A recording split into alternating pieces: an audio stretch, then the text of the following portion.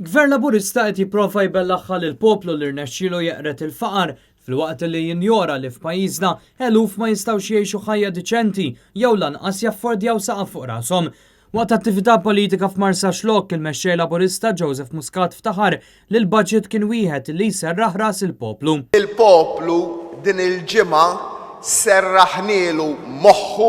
Ironikament għal dan ftit qabel li ammetta li l-pensjonanti mhux ilaħqu mal-ħajja tant li fost ħafna għajjat quddiem il-partitarji tiegħu jiddikjara li żieda fil-pensjoni mhix biżżejjed. L-ewwel ħaġa li qalu fuq l-internet min-naħa tal-Partit Nazzjonalista mhux biżżejjed. Naqbel magħhom.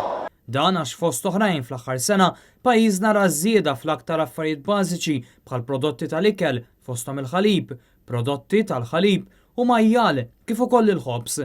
Dan apparti żieda fil-prezz tal-petrol u d-diesel u l-posta. Madankollu Joseph Muscat jibqa' jinjora dawn il-fatti u jiftaħar li ma żiedx taxxi. Tielet sena wara l-oħra ma sidniex laqqas taxxa waħda.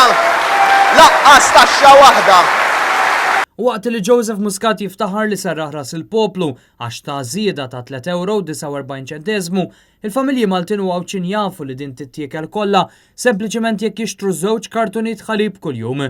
Iżda min jinsab f'din is-sitwazzjoni u jaħseb li Joseph Muscat se jaħseb fih huwa stess jammetti li mhux jifhmu. Jien għadni ma fimx eżatt x'qegħdin jikkritikaw minn dal-budget. X'qed tikkritika?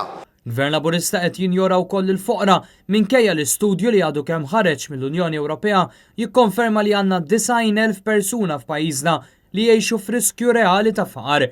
Tant dan il-gvern ma jinteressax minn dawn il-persuni li l-eks Ministru Louis Grech fl-istess attività ftaħar li gvern Laburista qed inaqqas il-faqar.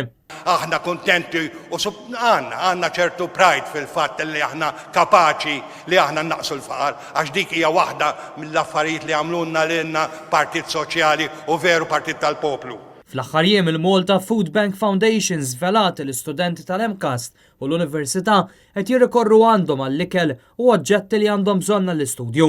It-tmexxija tal-Food Bank tal-Knisja tal-Iskoċċiżi fil-Belt Valletta fl-aħħar xhur saħansitra spiċċat tittallab għal aktar riżorsi għax mhux tlaħħaq mad-domanda.